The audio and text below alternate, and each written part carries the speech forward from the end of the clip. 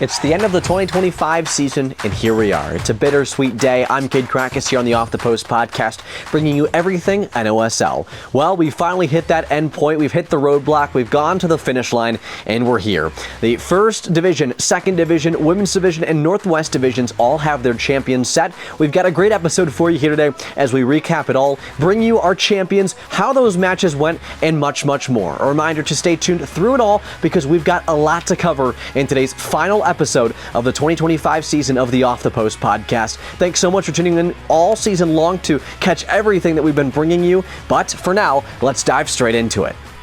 We interrupt this episode of the NOSL Off the Post podcast to remind you that the official 2025 sponsor of the NOSL is Alanovus Corp. A big thank you to Alanovus Corp in all that you do. The NOSL and Alanovus Corp, creating impact, building community, and bringing the game to life.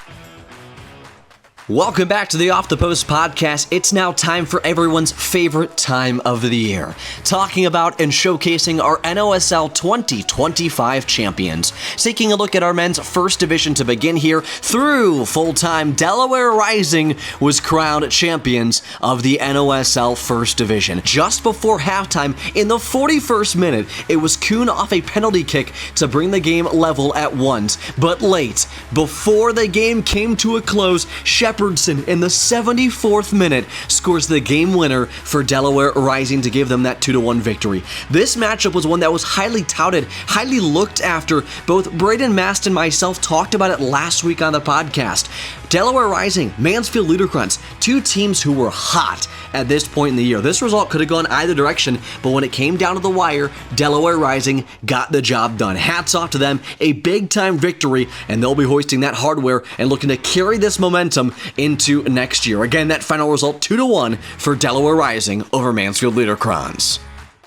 And in our Northwest Division, it was Valentis Athletica, champions of the Northwest Division. 4-0 a victory over AC Elite. AC Elite, a team to beat all season long alongside this Valentis Athletica side, and AC Elite showed that they could potentially pull off the upset. They took down number 2 Firelands in that opening round of the playoffs, but Valentis Athletica was far too much. 4 goals being scored, a hat trick in there in the 18th, 61st, and 77th minutes, alongside in the 52nd minute.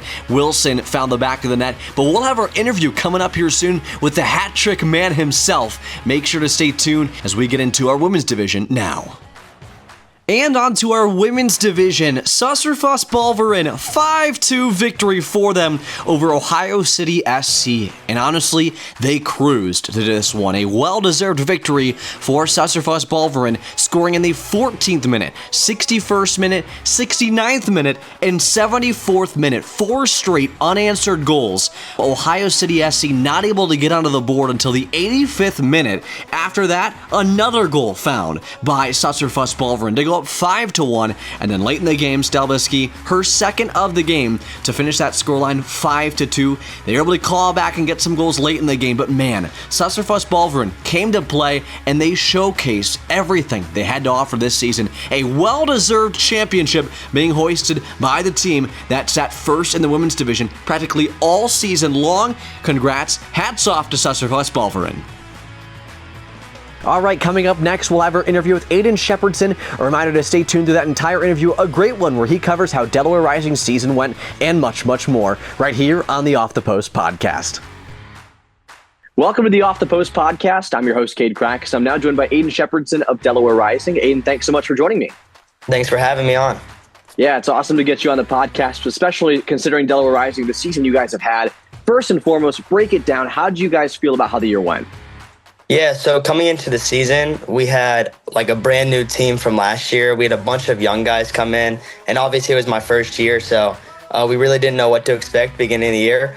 But with all of the practices we've been having, we were working really hard, and just to build a connection with one another was the key of our season, just like, having great chemistry. And I think that's really what put us over the edge, is our way to be able to perform together and just be able to go out and play the way we want to.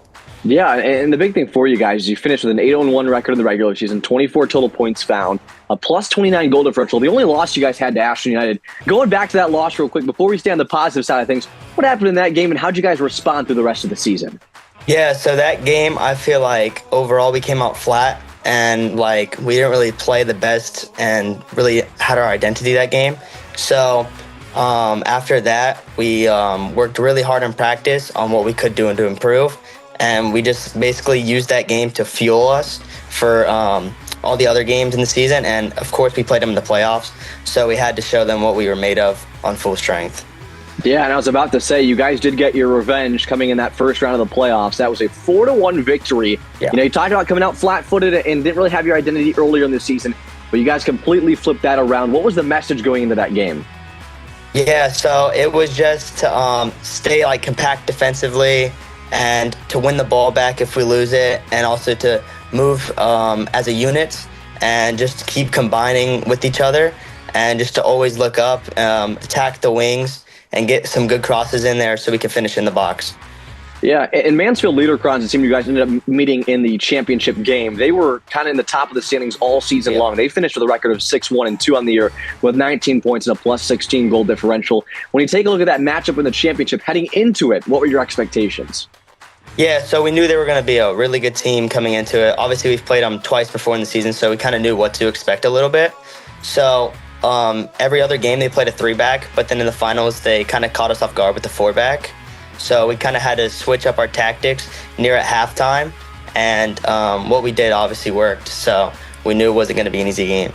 I was just about to say you guys were neck and neck all game long, although you guys did look like the better side out there. You guys finally were able to get into that back half there and score that final goal of the game to win 2-1. What were the emotions like when that ball was netted? Yeah, so as soon as I put the ball away in the net, everyone, you could just see it, like it lifted off of our shoulders, just going up by 1 with like 10 minutes left. So we knew like all the hard work we put in during the game was right there, and we knew we kind of had the win right there. For sure. And talking about you for a second, all season long, you've kind of been one of those staples for Delaware Rising. What's really led to your success this season, and who on the team has really helped push you forward? Yeah, so coming in, obviously, I came from Lake Erie College after a great season, and I kind of took what they taught me during school, and I kind of applied that to the summer team. And I as my goal playing striker and winger is just obviously to help contribute to the goals. So one guy I will say is Mue, the winger. So me and him really had a good dynamic going on during the season. He would constantly be down the wing and beat his defender and always cross it in. So I always knew where he was going to put the ball. So I was always there, and I ended up putting it in the back of the net. Yeah, and when you talk about that clock hitting 90 minutes and the whistle finally being blown, what was that like for you guys? What were the emotions like when you guys realized, hey, we've done it all season long, we've gone to this moment? Oh, yeah, no, it was surreal. Everyone was so happy, and we just were so glad to get it done for the season to finally be over and be champions, because no one knew what to expect beginning of the year, and at the end it was just a great sense of relief to end up lifting the trophy. And for you, Aidan, what's next for you, or for your soccer career, your soccer journey? What do you have coming next down the pipeline? Yeah, so in the fall I will be going to Lake Erie again for my sophomore season. So I'm expecting to have a really good season there, and for us to do really well this year. So I'm really excited for that. And then next summer, I'm expecting to come back to Delaware Rising to help get more trophies. I was just about to say, are you planning to return to Delaware Rising, keep that strong momentum going forward in the next year? Yeah, I do, for sure. I definitely want to come back and help build off of what we started here. And I want to continue to be a key contributor to the team. And my last question for you here, Aidan, when you take a look at Delaware Rising as a whole, what has this offered to you during your soccer journey? Yeah, so it's offered a lot. It's offered ways of how to improve technically and how to just be a great teammate. And it's really helped with my passion for the game too, because if you look at this team, everyone is with each other. If you make mistakes, they're all it's okay, it's okay. So it's just really the teamwork and the team aspect of it helped me a lot. Well, Aidan, I appreciate your time here today. And again, congrats on hoisting that trophy this past weekend. Of course. Thank you. We interrupt this episode of the NOSL Off the Post podcast to remind you that the official 2025 sponsor of the NOSL is Alanovus Corp. A big thank you to Alanovus Corp in all that you do. The NOSL and Alanovus Corp, creating impact, building community, and bringing the game to life.